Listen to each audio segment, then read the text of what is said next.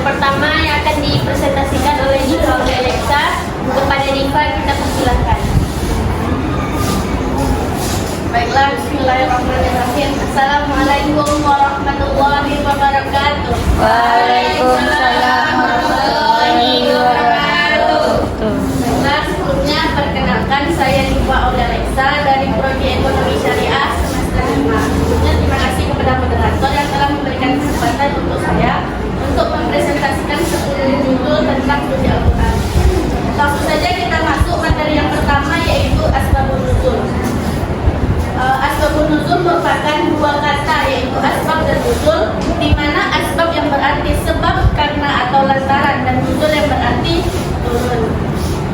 Secara bahasa, asbabun nuzul adalah sebab-sebab yang melatar belakangi terjadinya sesuatu. Dan menurut syariat, asbabun nuzul itu adalah sebab-sebab yang mengiringi diturunkannya ayat-ayat Al-Quran kepada Rasulullah lantaran ada suatu peristiwa yang membutuhkan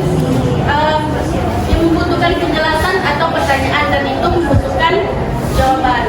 Kemudian selanjutnya materi yang kedua, yaitu Al-Quran sebagai sumber hukum Islam. Secara harfiah, Al-Quran berasal dari bahasa Arab yang kata kerjanya yaitu qara'a yaqra'u, yang artinya membaca. Jadi Al-Quran itu artinya bacaan.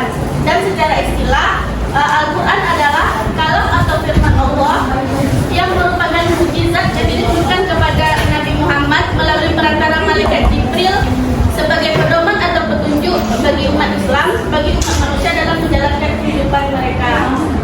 Al-Quran diturunkan secara mutawatir dan membacanya di wilayah ibadah. Selanjutnya materi yang ketiga, yaitu konsep hukum Islam dalam Al-Quran. Sebagai sumber hukum utama, Al-Quran itu tidak hanya dipandang sebagai kitab suci saja, tetapi juga sebagai sumber inspirasi, sumber pedoman dan solusi bagi umat Islam dalam menjalankan kehidupan mereka.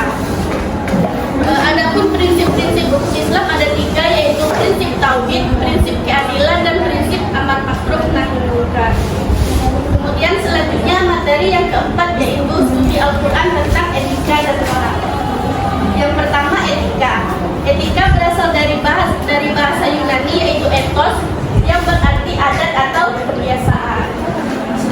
Adapun dalam bahasa Latin, etika dikenal dengan mores yang merujuk pada sopan santun dan perilaku. Kemudian yang kedua, yaitu moral. Moral berasal dari bahasa Latin, yaitu moralitas, dan dalam bahasa Arab dikenal dengan akhlak, yang berarti ajaran tentang baik dan buruk yang berlaku umum pada kehidupan manusia. Kemudian selanjutnya materi yang kelima, yaitu memahami esensi tauhid Al-Quran. Tauhid berasal dari bahasa Arab yang berarti menyatukan atau mengesahkan. Dalam ajaran Islam, tauhid dikenal dengan keyakinan bahwa Allah adalah esa, tidak terbilang dan tidak ada sekutu baginya. Kemudian materi yang keenam, yaitu konsep keadilan dalam perspektif Al-Quran. Dalam Kamus Besar Bahasa Indonesia, keadilan dikenal dengan sama berat, tidak berat sebelah, dan tidak ada dan tidak memihak. Artinya keadilan itu tidak mengurangi atau melebihi daripada yang sewajarnya. Kemudian materi yang ketujuh, yaitu studi Al-Quran tentang etika berkomunikasi. Etika komunikasi Islam adalah tata cara berkomunikasi yang sesuai dengan nilai moral dalam menilai salah atau benar perilaku seseorang, yang disampaikan dengan mengandung unsur Islami yang mengarahkan manusia kepada kemaslahatan dunia dan akhirat dalam bentuk hubungan manusia dengan Tuhan atau iman, sesama manusia dan manusia dengan alam semesta. Kemudian materi yang ke-8, yaitu studi Al-Quran tentang pengendalian diri. Yang pertama, menurut Harlock pada tahun 1999, kemampuan untuk mengontrol nafsu dan emosi sendiri itu dikenal dengan pengendalian diri. Dan yang kedua, menurut Akokela dan Calhoun pada tahun 1983, pengendalian diri adalah kemampuan untuk mengontrol proses tubuh, psikologis, dan perilaku seseorang, yang berarti kemampuan untuk mengubah diri sendiri melalui rangkaian proses yang terkait. Selanjutnya materi yang ke-9 yaitu studi Al-Quran dan relevansinya di kehidupan sehari-hari. Studi Al-Quran atau ulum Al-Quran adalah disiplin ilmu yang mempelajari segala aspek terkait Al-Quran, mulai dari sejarah turunnya,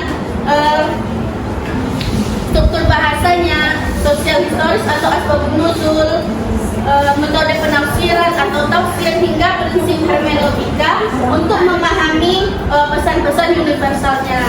Selanjutnya materi yang terakhir yaitu materi yang ke-10 tentang dinamika struktur kemujizatan Al-Quran. Secara etimologi, mujizat berasal dari kata a'jaza yu'jizu ijaz yang berarti melemahkan atau menjadikan tidak mampu. Dan menurut berdasarkan dan secara terminologi, kemujizatan Al-Quran adalah ketidakmampuan siapapun dalam menjawab tantangan Al-Quran sebagai bukti kebenaran risalah Nabi Muhammad SAW. Sekian materi yang dapat saya sampaikan, kemudian saya kembalikan kepada moderator. Terima kasih kita ucapkan kepada Diva Aurelia. Selanjutnya kita masuk kepada sesi pertanyaan. Yang akan bertanya yang pertama yaitu Juwita. Kepada Juwita kita silakan. Perkenalkan, nama saya Juwita Remelina. Saya akan bertanya kepada pemateri apa yang dimaksud dengan asbabun nuzul. Terima kasih. Baiklah, saya akan menjawab pertanyaan dari Juwita Repatina, yaitu apa yang dimaksud dengan asbabun nuzul. Jadi asbabun nuzul itu ada dua kataan, yaitu asbab dan nuzul. Asbab ini berarti sebab, karena atau lantaran, dan nuzul yang berarti turun. Jadi secara bahasa asbabun nuzul itu adalah sebab-sebab yang melatar belakangi terjadinya sesuatu. Sedangkan menurut syariat, asbabun nuzul adalah sebab-sebab yang mengiringi diturunkannya ayat-ayat Al-Quran kepada Rasulullah lantaran ada suatu peristiwa yang membutuhkan penjelasan atau pertanyaan, dan penjelasan pertanyaan itu membutuhkan jawaban. Ya, Terima kasih kepada Juwita yang sudah bertanya dan Diva yang sudah menjawab. Selanjutnya pertanyaan yang kedua akan bertanya yaitu Septi. Kepada Septi kita persilakan. Perkenalkan, nama saya Septia Maisari, akan bertanya kepada pemateri yaitu apa saja prinsip-prinsip hukum Islam. Terima kasih. Baiklah, saya akan menjawab pertanyaan dari Septi, yaitu apa saja prinsip-prinsip hukum Islam.